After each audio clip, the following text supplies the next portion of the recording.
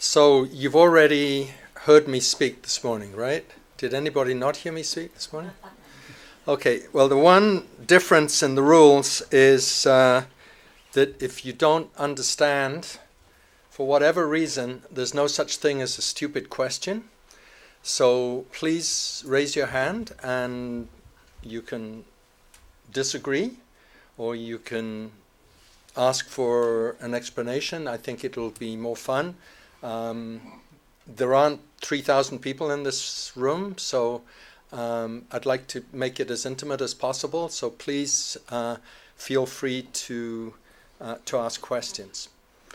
I want to start before I get into the main theme and tell you that what hasn't been mentioned about me is that I think the secret to getting governments to invest in prevention is raising public awareness. It's public engagement.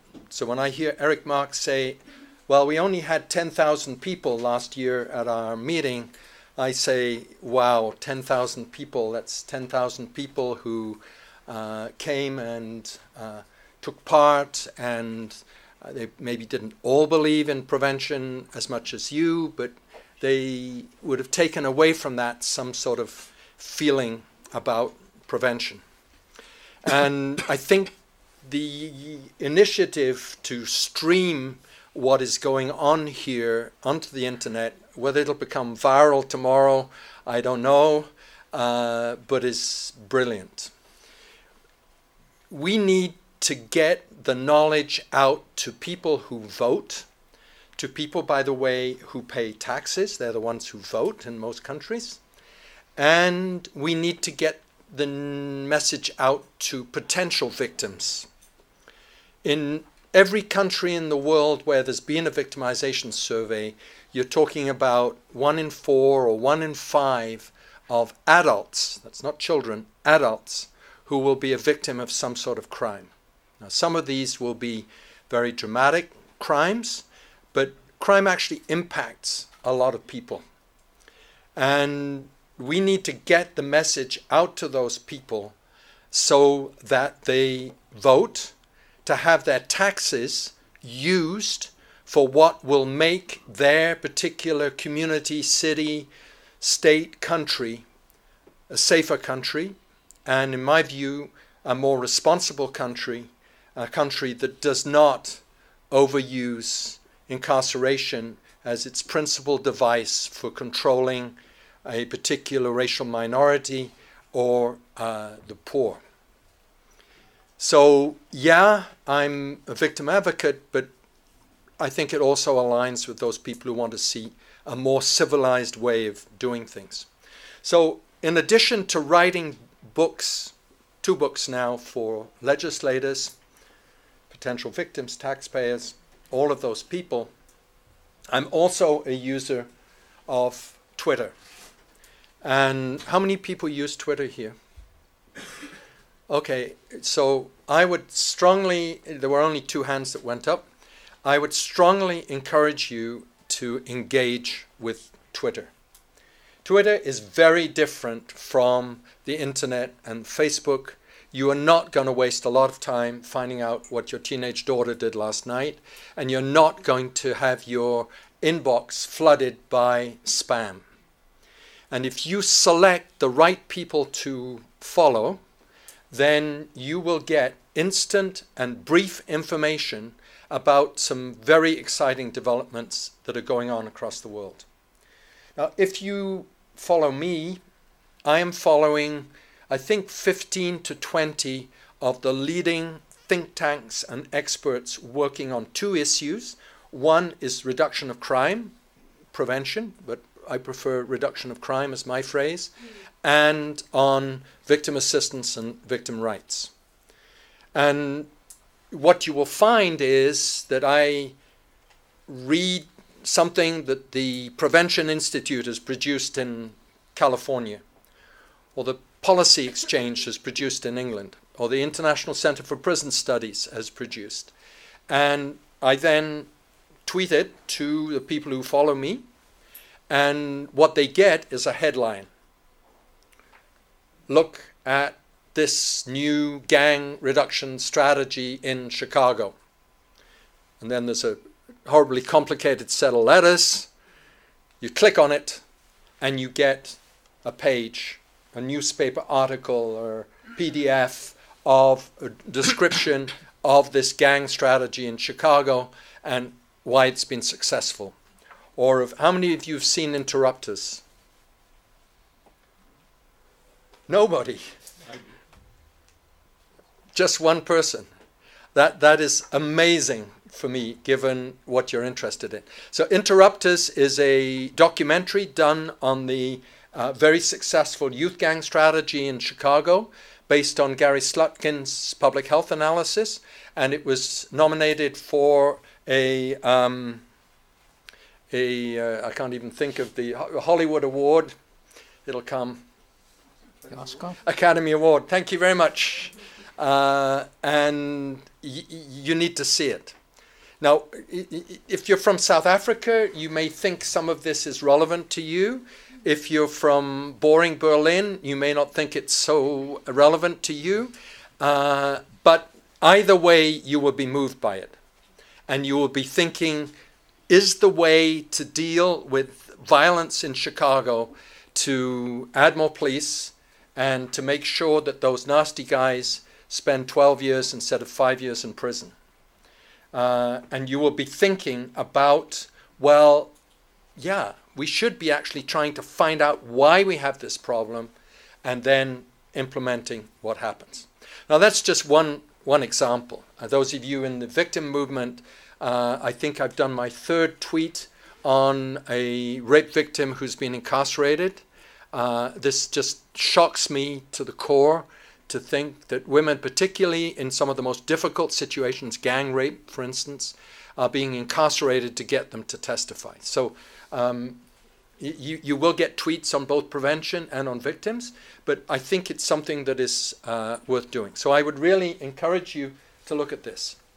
Now, I also, of course, have a website and I blog, but I've discovered that busy people like you cannot read a blog every day. Even if you're interested in happiness, you can't read a blog on happiness every day.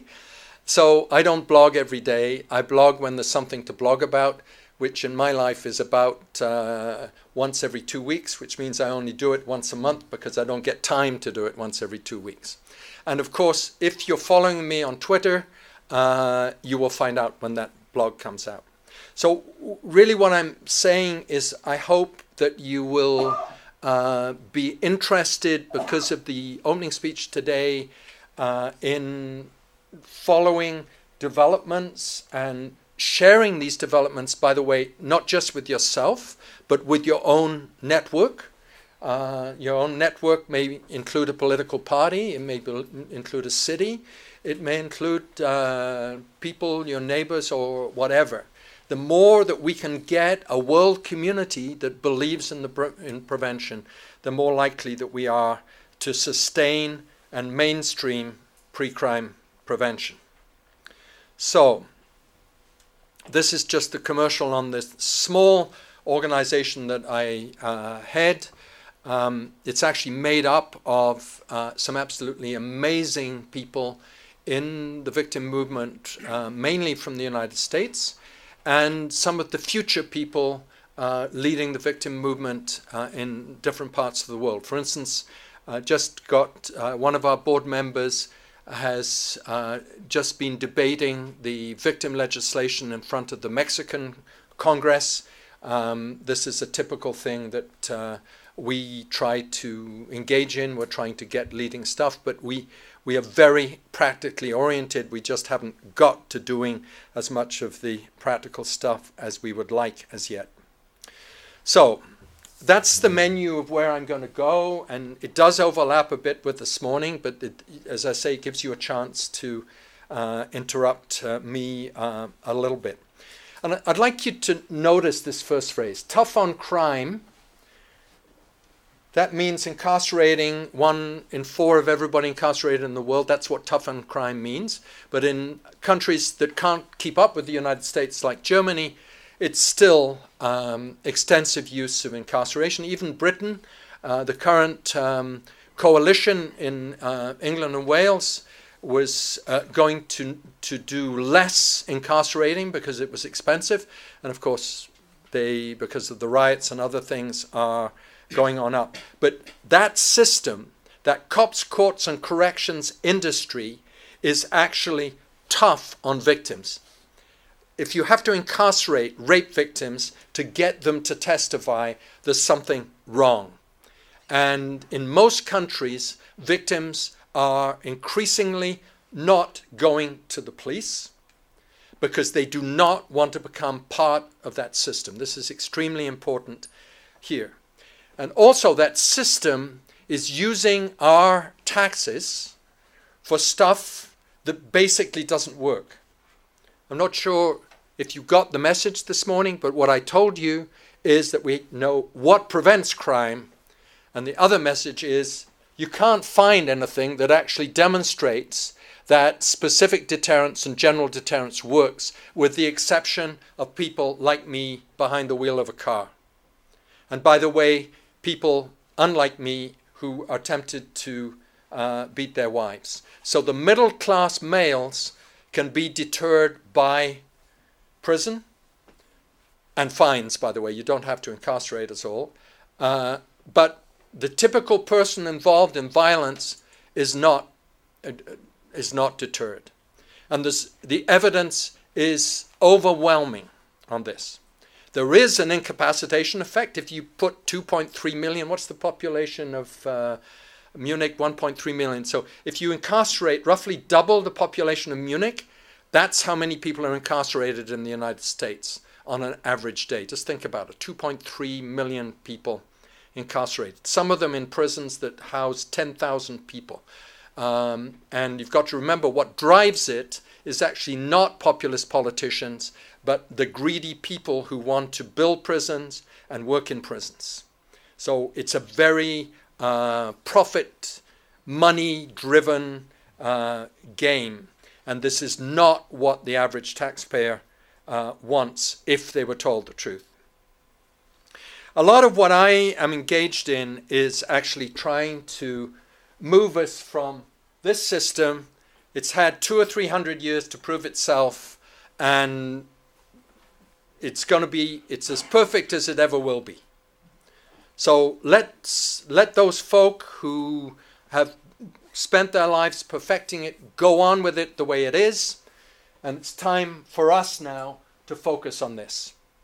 And this is no longer about justice for offenders, the Mikado, let the punishment fit the crime. It's no longer that we need to debate. It's this that we need to debate. And yes, arresting people, incarcerating people may be part of that, but it needs to be done around this. And that means we need to be talking about numbers of public health nurses who can help mothers bring up their kids, about teachers who can help kids who are dropping out of school, about youth workers who can outreach, about city collaboration. I would like to add in this, and paying those people the same permanent salaries that we pay the professionals in the justice system. Very important. I said two words there. Permanent salaries and the same amount. How crazy can you be to think that a rape crisis worker in most countries has to rely on being either a volunteer or a pittance that can be raised from baking cookies, when the police officer has a permanent job, and we know from all the research that that rape crisis worker is way, way more important to that woman than the police officer. And if they can work as teams, that's okay. But we need not only to talk about this, but about paying them, and that means training them. We need to talk about action plans. You know, these judges, one case at a time. You deserve 5 years. Doesn't matter how much it costs, you're going to get 5 years. We don't do that in the health system. In the health system, we say to doctors, you decide who's going to get the bed in the hospital, priority basis. Prison is a limited resource and it should be used as such. And if anything, we should be reducing it in most countries. Even in nice countries like Western Europe, where you're still below the world average, but only just. We need to target risk factors. We need to look at evidence. It's mainly social science evidence. That's not what DNA. This is social science evidence. And we need to look at, I'm sorry, dollars, but you're not necessarily from Europe. So whatever currency you think in, we've got to think in those currencies. We've got to think about what actually reduces crime and not what's the right punishment for some nasty guy. And we need to be talking about fewer victims. So I didn't quite know what statistics to use, but I wanted to use something very different from Germany. So Germany and up to a point Canada are boring countries. You know, homicide happens. We're 1 or 2 per 100,000, somewhere in that range. So what I think we have to be thinking about, particularly in an international one, and I'm going to come for what your role is if you're from a rich country, worrying about other countries, these are some of the levels of homicide in different parts of the world. Notice, boring, horrific statistics. Note that the police statistics and the public health statistics for South Africa don't agree. I don't think it matters. They're high.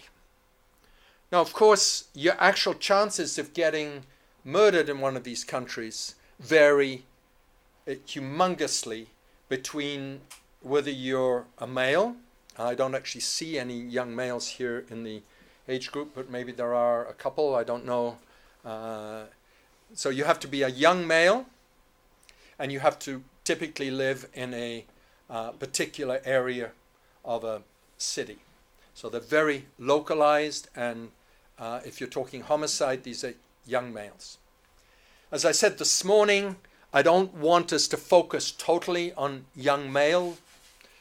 We have to also talk about young females, and the same is basically true. It's the same age range, the same location, but actually once you're talking about sexual assault, this is not quite so limited to the poor areas. So in universities and schools, they're also high risk. And even in boring countries like Germany and Canada, the risk for a young woman in a school or university is surprisingly high. And as you saw this morning, totally inexcusable that we allow it. So I've also, and I'm aware that there's somebody or more than somebody sitting here from South Africa. I don't know why South African cities aren't in the top 25. It may be my data source. But I think what is important here is the extent to which there is very high levels of violence in Central America and in Mexico. Mexico used to have lower homicide rates than the United States, by the way. Lower homicide rates than the United States. Now, Acapulco, would I go to Acapulco? My wife won't let me, and I probably wouldn't. But, of course, this is localized. I wouldn't go to Acapulco to buy cocaine or marijuana. The Juarez statistic is wrong because 300,000 people have left Juarez. So the population of Juarez, the second city up here, is actually 1 million. And guess where those people went? They went to El Paso, which is I'm not sure what, a soccer ball, I guess I should say. You can kick a soccer ball across the Rio Grande. And El Paso has one of the lowest murder rates in the United States.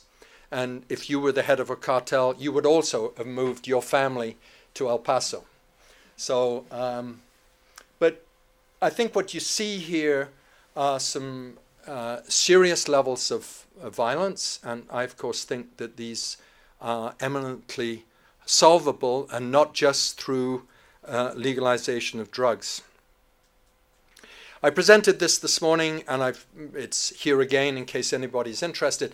Basically, what this does is it takes the victimization survey data from the United States and multiplies it by the average decision that a civil court would take. And what you see, for instance, is these are lost wages from rape, these are mental health costs from rape, these are medical costs from rape. They're very small. But once you begin to look at the cumulative costs of the intangible costs of rape, you get this number that in the United States is above the combined figure for U.S. homicides and U.S. deaths on the road. And I put this because I think it is important.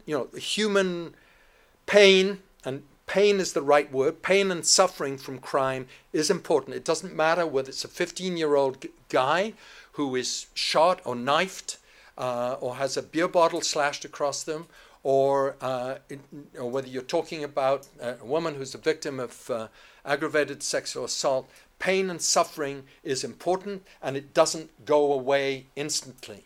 And in the case of violence against women, it may last a very long period of time and be very low visibility. And what this does is it tells those people who can only think in numbers, these are big, big numbers.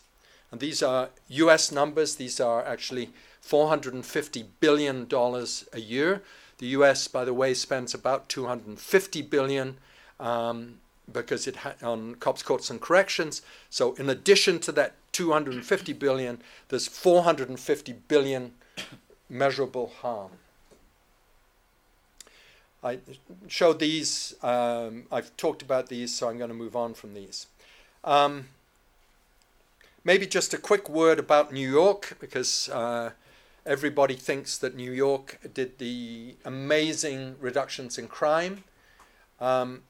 I don't know how you say this in German, so I won't say it in English. It's nonsense. BS in English. Giuliani, the mayor, he timed things very well. He got elected here when the violent crime rate had already started coming down. And Bratton, who was briefly his chief of police, used CompStat. There was no better way to cheat with statistics than CompStat. How many of you watched The Wire? Oh, there are a few. If you haven't watched The Wire, just go and watch The Wire. You don't have to read the analysis of CompStat. So this was basically a system where they said to the cop, so you reduce the crime rate or else you're fired. So what does he do? He says to his guys, well, maybe those robberies, maybe they were just thefts. Or maybe we should concentrate a little bit more on these other things. So you can, and go back to the South African homicide rates, you can influence the police recorded crime rates really quite easily, and that's what they did. The other reason why crime came down in New York was, of course, it's the center of the world economy, and it boomed. Suddenly, young black males thought there was hope of getting jobs. They went to university. They increased the price of liquor.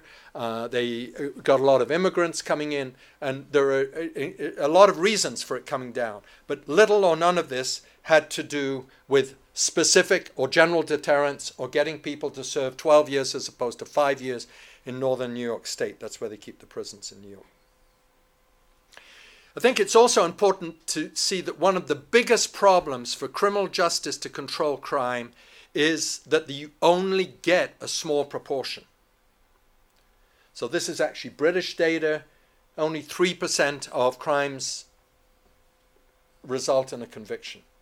And were you to put sexual assault on this, it's less than 1%. So, okay, the evidence. I talked about these two sources. I'm not sure if people want me to say more about them. You can I'm not supposed to move from here, but I will briefly. You can see the key words you can put in. So you could put in juveniles, you could put in drugs, you could put in law enforcement, and it'll give you a series of things for which there is proven evidence that they work. What is proven evidence? Proven evidence comes from comparisons of outcomes where they've experienced a prevention program and they're using random controlled trials. If you were students, I would now ask you to tell me what a random controlled trial is. Let me just tell you in very simple terms. Canada has a miracle drug called ColdFX. In order to prove that it was a miracle, they gave this drug to, I don't know, but 1,000 people. And they didn't give it to another 1,000. And they looked to see whether the ones who got it had fewer colds and fewer cold symptoms. And they did. So the evidence was that when you do the comparison, it works. You can do the same with aspirin. You give it to a bunch of people and not to others, and they don't know which is which. And you find out whether the headaches go with the ones with aspirin. That's what a random controlled trial is. And nearly everything that we know about prevention comes from random controlled trials. It actually also comes from longitudinal studies that I will explain in a moment. Now, those random controlled trials have been brought together by a whole range of groups. I use the World Health Organization, UN, Habitat, actually my favorite agency. Is there anybody from WHO here? No, I like WHO too, but Habitat's better. US National Research Council, British Police, US Congress, and so on. And they've looked at this data. So this is not some left-wing crazy psychologist or sociologist. This is groups that before they say it works, you have to have proved it not once, not twice, but 3 times. So these guys are very careful. And this one, for instance, if you put in juveniles or you put in 4th R, it's one of my favorite programs, 4th R, this is about relationships, this is how you reduce violence against women. They tested that on 22 schools. 22 schools in Canada, 11 schools where they did it, 11 schools where they didn't, and these guys think it's only promising. I mean, how much evidence do you need? You've tried it in a random controlled trial in 22 schools, you show it works, and they only think it's promising because it's only been done, the test was only done once. But that's basically how these databases work, and you don't have to be a magician or a great scientist to understand these things. And for me, much more important than the detail is that people have done this. And these people have shown to you that it works. That it works. That you can, by helping people educate their young kids better, by reaching out to youth in difficulty, by doing the Scottish stuff that I'll talk about, that you can reduce violence. That is the most important thing.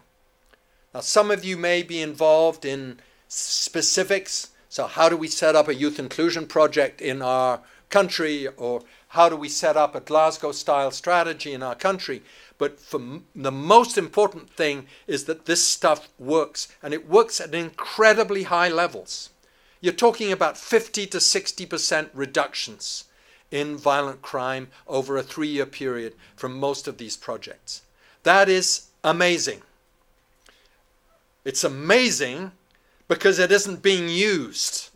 It's not amazing that it's 50% because it's logical. And most of what we're doing ain't logical. So if you do what's logical, you get these large reductions, and then, what's up with these politicians? How come they aren't more concerned about using our taxes in a way to protect us when the evidence is so strong? Were you just scratching your head, or you were going to? Okay. I thought somebody was going to ask a question. I meant to have a T-shirt for the first question, but.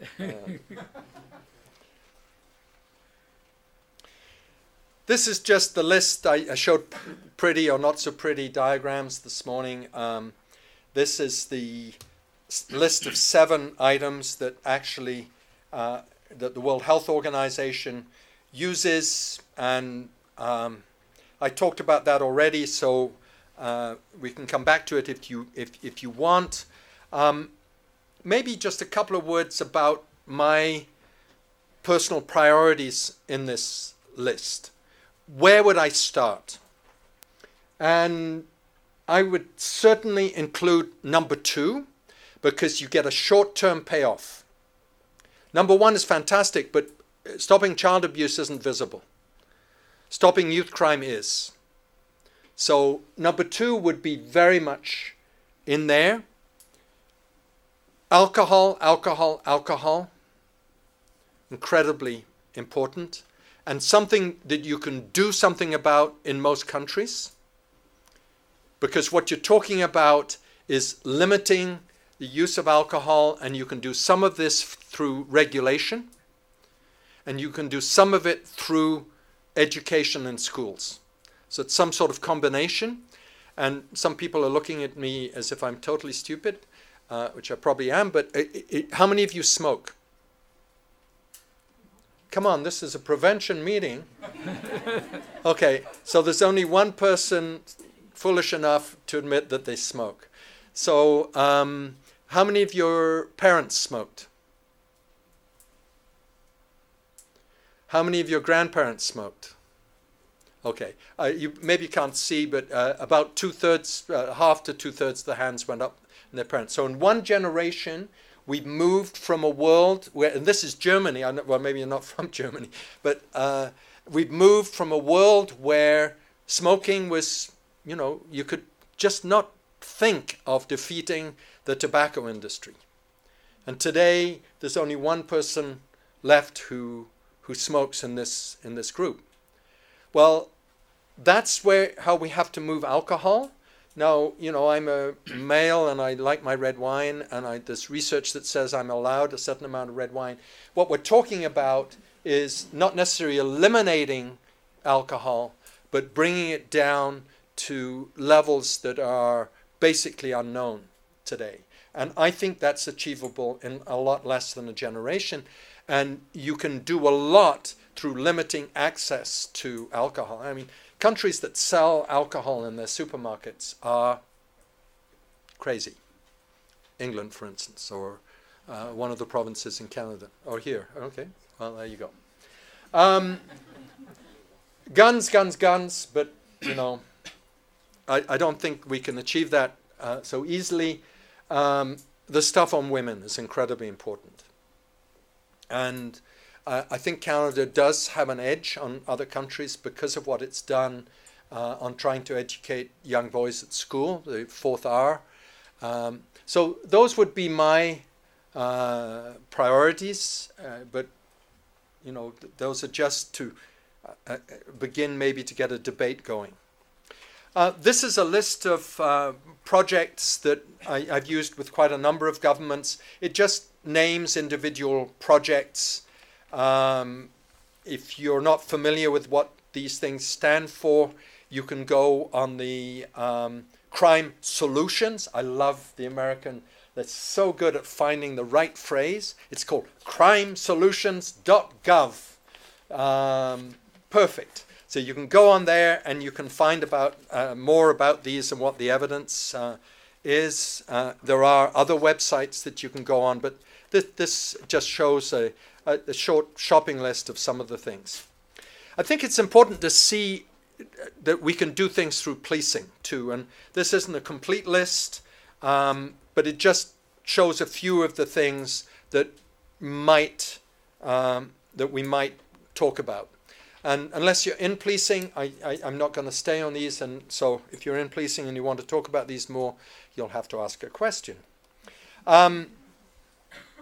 2 or 3 examples that come These are actually taken from Alex Butchart, who's here.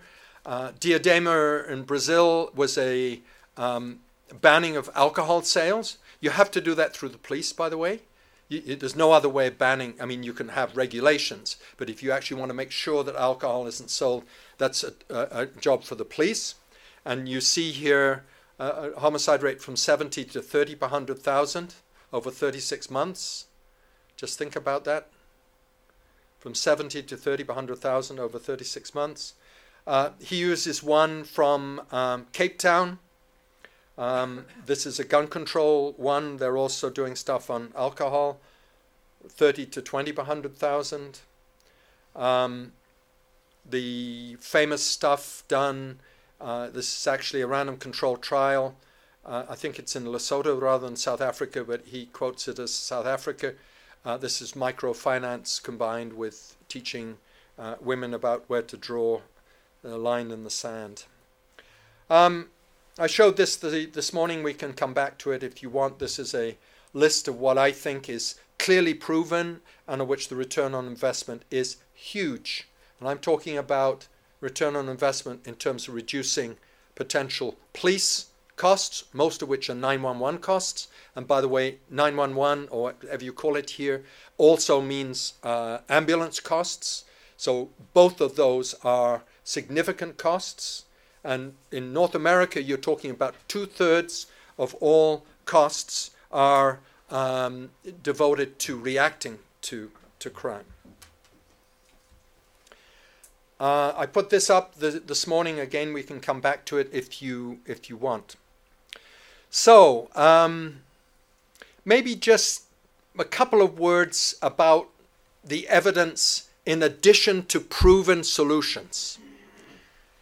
This is the evidence on what we know about life experiences that marginally predispose kids to getting involved in violence. And by the way, that includes, but I can't prove it to you, dangerous driving. That's drinking and driving and so on. So what we're actually doing with most of these successful projects is saying we know about these problems, we tackle the problem, and therefore we get a reduction. About 5% of youth born in a particular year account for about 55% of offenses, and about 4% of victims' addresses account for 44% of victimization, and there is quite a bit of overlap. This is a city. I won't tell you where it is. It doesn't matter. Those dark areas are the higher violent crime areas. You can take any city in the world, and you can show that crime is concentrated. And one of the ways of doing this is if the police have a helicopter, get them to fly you over the place on a helicopter and just look at where the poor areas are, and those are the high concentration, and where you've got poor areas next to middle class, those are also high crime areas. The rich, they protect themselves with mega things. But any city in the world is like that. So what you're talking about is finding ways to go into those areas with something other than an emergency response and to help typically the young men and the families in those cities. I talked about this so we can come back to it. So I did this subtitle. It was just to get you here about Bogota, Glasgow, and Alberta. Bogota has become the model demonstration that you don't have to be Anglo-Saxon to reduce crime. So basically, what did they do? They had a mayor in 92 who decided he was going to reduce violence. So what did he do? He did this. He set up a secretariat to diagnose the problem, plan what to do, implement it, and evaluate it. And 50% reduction in homicide over a 10-year period. And it tells you there, permanent office, information system, that's data analysis, mainly health data, by the way, because it's much more accurate, much more complete than police data, particularly in countries in Latin America, but not just in Latin America, in Canada too. they planned a series of actions controlling alcohol, handguns, and conflict resolution as a victim outreach. And they involved the public. So if Bogota can do it, anybody can do it. If Bogota can do it, anybody can do it. And this is homicide. Glasgow. Glasgow, pretty similar, only it wasn't a mayor. It was the chief of detectives, who's here, John Canochen. So you can meet him. And he got fed up with picking up the phone about another homicide or another assault. He said there must be a much better way of doing it. Called in a woman to do the public health analysis, and bingo. And you see 46% reduction in violent crime in the area where they got action. So it doesn't tell you it dropped by 50% or 46% across Glasgow. It was where they concentrated. But my God, if you can get a 46% reduction in the toughest parts of Glasgow, then you can do it anywhere. Anywhere. So these are two very persuasive models. I have to have a Canadian slide, and actually I'm very proud of this particular one. Now this isn't complete. What's important about the Alberta policy was that they did the diagnosis and the recommendations and went into an election. These guys are to the right of, I don't know what state in Germany is to the right, but if it happens to be Bavaria, these guys are on the right. This is where Canada's oil comes from and much more. My wife too, by the way, so I have to be careful what I say. Anyhow, they went into an election with a diagnosis and they talked to ordinary people. This is incredibly important. The politicians say, oh yeah, everybody wants to incarcerate everybody. If you actually go and talk to ordinary people and you say, well, why do you have so much crime in your place? You're probably a specialist, but you're not supposed to be for this thing. And what they say, oh, well, you know, that kid, the parents, the dad drunk and, she was left on her own. And, oh, there was nothing for the kids to do. And, oh, too much alcohol. And, those judges, they're just so weak-kneed, they don't put people away for as long. You notice I haven't mentioned the police. So that's roughly the list that they mention. British Crime Survey, those of you who look at it, you'll find the same things listed there. It's true across the world that people know that crime has to do with kids who weren't well parented, kids who dropped out of school, with alcohol, by the way, way before drugs, and some of them think it's to do with the courts. If you go back to that earlier slide of that list, this is a long list, but they actually mention most of that list. So what the scientists say and what the public say is actually surprisingly close to each other. So what Alberta did was they listened to the public, they looked at the data, they had money to look at data, and they had money to talk to people, and then came up with a balanced strategy. And they went into an election. They generally win their elections, but they won their election again. And you see big money being put into a combination of smarter use of police, some treatment, that's recidivism reduction, and some prevention. Now, I'm still waiting for some questions, but I think what I'm going to do, we have another 10 minutes left. I'm going to really go to the end and just talk a little bit about some of the things that any of you who are from richer countries could be doing. She's from Norway? She's from a richer country. We're from a poor country. Okay. Okay. So which country are you from? Oh, I'm from Germany. Okay. Here we go. Okay, so Germany or Norway, I'm not sure what the other richer countries are that are left, but so just remember those homicide statistics from earlier on, and remember that the World Bank has decided that economic development is dependent on successful violence reduction. The World Bank has decided that economic development is dependent on successful violence reduction. There are other countries that have decided that democracy is dependent on violence reduction. Mexico, is there anybody from Mexico? Okay, so Mexico has the army in the streets. While they've had the army in the streets, the level of violence has gone up. I hope that we're not moving towards the standard solution that we've seen in so many other countries.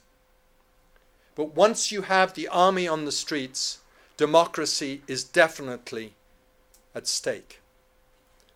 So successful ways, affordable ways of reducing violence become incredibly important. So these are all the arguments you use with the rich countries to tell them that they need to get into action on these things. So you need to be a reduction for violence reduction and not just bringing in more police to train, or what the Americans do in the Merida Agreement with Mexico, train their federal police and pay them well. You need way more than that. You need to work with groups like UN Habitat. And UN Habitat is the main agency working to help cities across the world. And I think probably the most impressive. I've put the Latin American Bank up here, but you can put whatever bank you want, Africa or Latin America. And you've got to support more than anything local action. Local action is where you actually get results. National action, you get into national police. In Mexico, you get into the national army.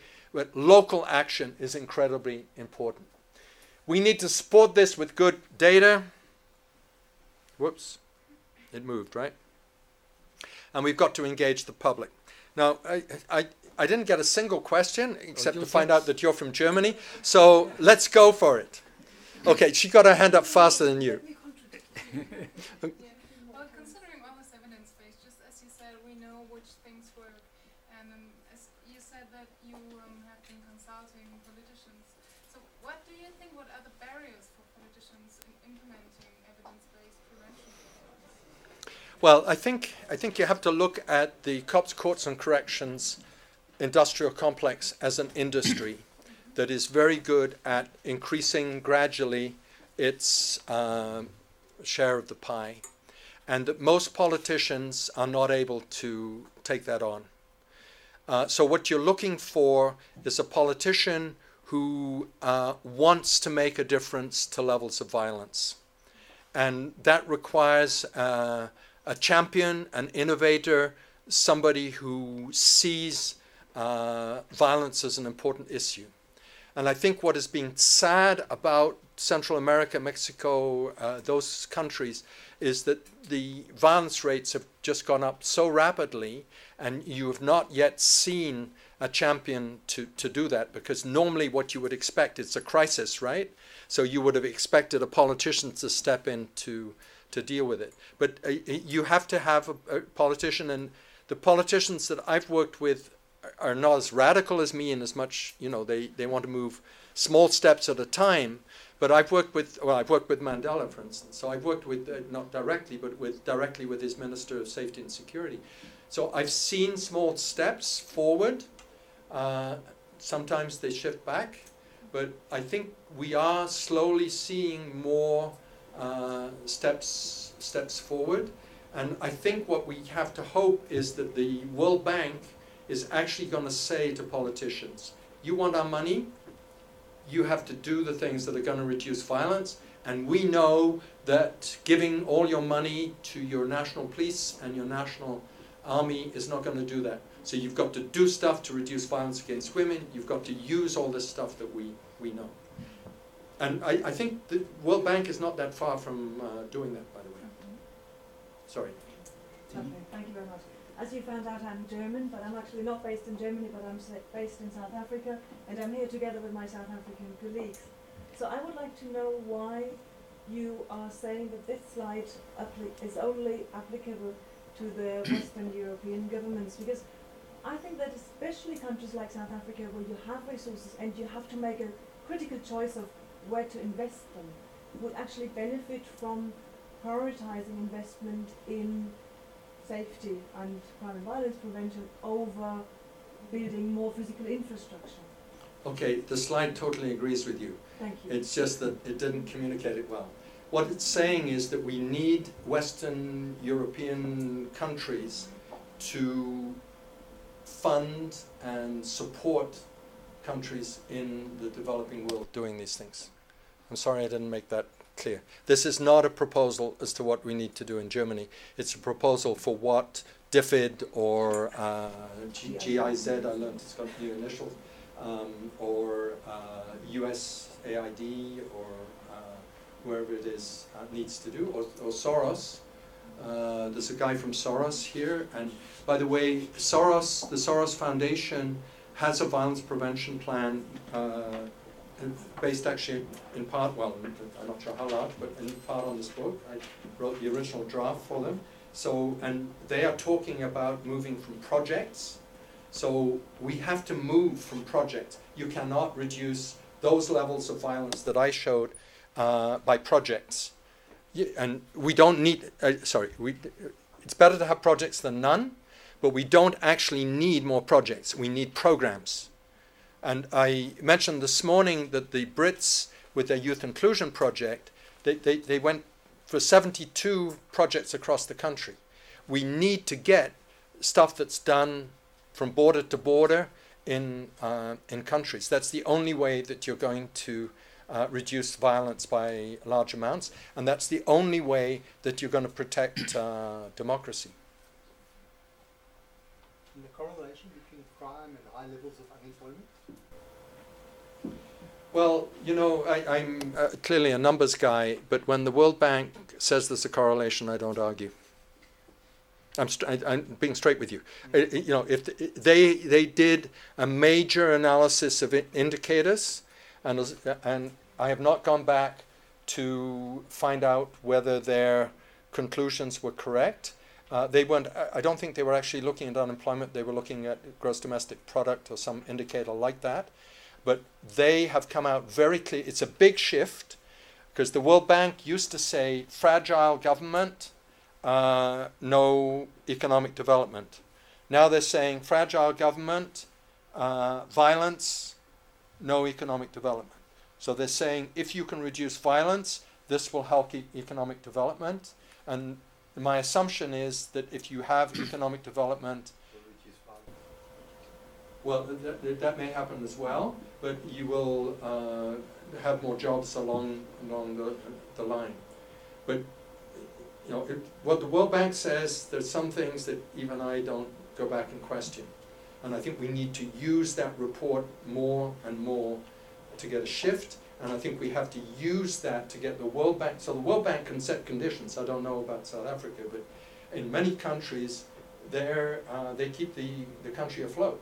And they can say, we will only give you a loan of $2 billion if you implement a program, not a project, a program that is going to reduce violence. And that program is likely to include stuff that has to do with youth gangs, because youth gangs, while they feed on drugs, you can reduce them without necessarily legalizing drugs. And guns and alcohol, the sorts of things that I mentioned in relation to Bogota or Glasgow. The cops, the courts and the corrections, you don't mention much about the PS, the private security industry, which for many people back home in South Africa propose crime reduction, crime prevention, and it sells. But they sell it as an industry based on fear. You've not mentioned how you influence that. And it's very important.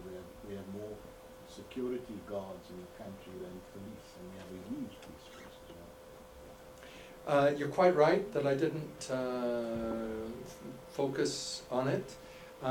Really but you're always competing against a combination of this national industry and the private industry. In South Africa, much better equipped than in many other countries, but they tend to look after the interests of the rich. of companies and the rich. I haven't actually talked very much about situational crime prevention, because I see most of the solution, the enduring solutions, to be about investing in youth and so on, and using situational around alcohol and guns. But I think you're right to raise the issue. But I think there are some counter things. So insurance. So I see insurance as a potential partner. I was very struck today by the Deutsches Bahn. I've done work with SNCF, the French National Railways, and they have absolutely fantastic gadgets if you've ever been on a fast train in France. But they are investing in social development too, youth stuff. So it's a combination of these. But I'm actually working on a third book on on thorny issues, by the way. So I think private security should be in there. You're right to raise it. Erwin, we are a little over time. Yeah, sure. Maybe some other questions.